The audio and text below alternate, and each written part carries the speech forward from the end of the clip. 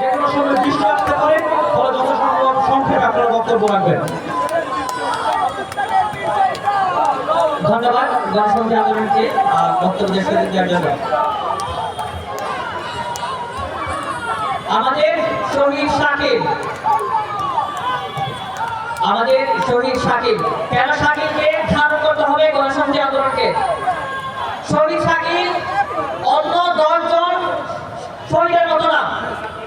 এই শহীদ শাকিবের দীর্ঘ লড়াই আছে।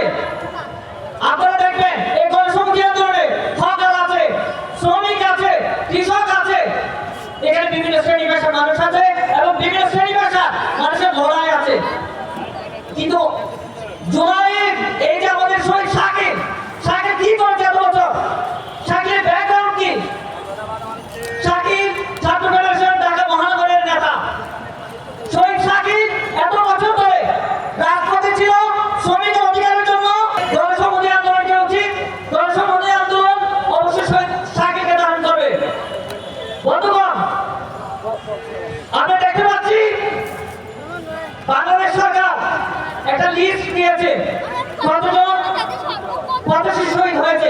আমরা দেখতে পেয়েছি 164 জন পথ শিশু এই আন্দোলনে শহীদ হয়েছে, জুলাই গণঅভ্যুত্থানে শহীদ হয়েছে। কিন্তু আমরা এখন দেখতে পাচ্ছি এই পথ শিশু যাদের পরিবার এই জুলাই গণঅভ্যুত্থানে জড়িত ছিল, শহীদ হয়েছে, তারা এখন সে রাস্তায় আছে। জুলাই গণঅভ্যুত্থানে কিন্তু রাস্তায় থাকতো, তাদের কোনো চিকিৎসা ব্যবস্থা ছিল না, তাদের কোনো শিক্ষা ব্যবস্থা ছিল না, তারা এখনো সেই অবস্থায় আছে।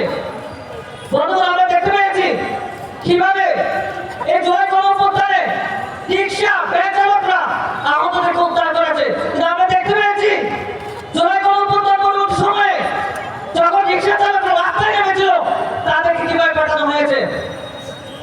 আমরা আশা করেছিলাম জুলাই গণঅভ্যুত্থান পরবর্তীতে একটা বৈষম্যহীন বাংলাদেশ দেখতে পাবো।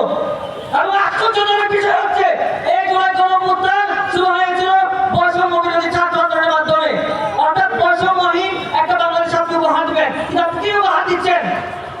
রিক্সা চালক যারা ছিল, রিক্সার শ্রমিক, তাদের কি অবস্থা? কৃষকদের কি অবস্থা?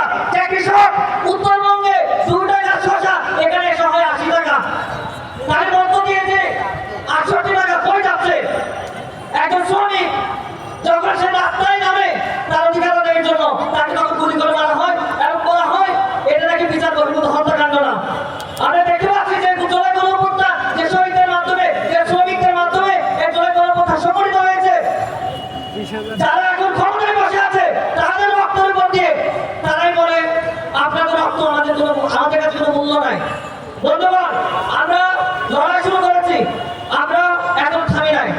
যতক্ষণ পর্যন্ত এর সামনে যারা আছেন, যতক্ষণ পর্যন্ত প্রত্যেকটা মানুষের কাছে, প্রত্যেকটা মানুষের মুখে থামা না যাচ্ছে, প্রত্যেকটা শিশু যতক্ষণ শিক্ষার আওতায় আসতেছে, প্রত্যেকটা মানুষ চিকিৎসা পাচ্ছে, ততক্ষণ ছাত্র ফেডারেশন লড়ে যাবে। বন্ধুগণ, গণসংহতি আন্দোলনকে ধন্যবাদ জানাচ্ছি আমাদেরকে এখানে বক্তব্য দেওয়ার সুযোগ দেওয়ার জন্য।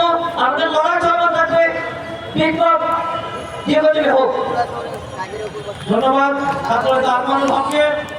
যে কোনো সময় বৃষ্টি আসতে পারে।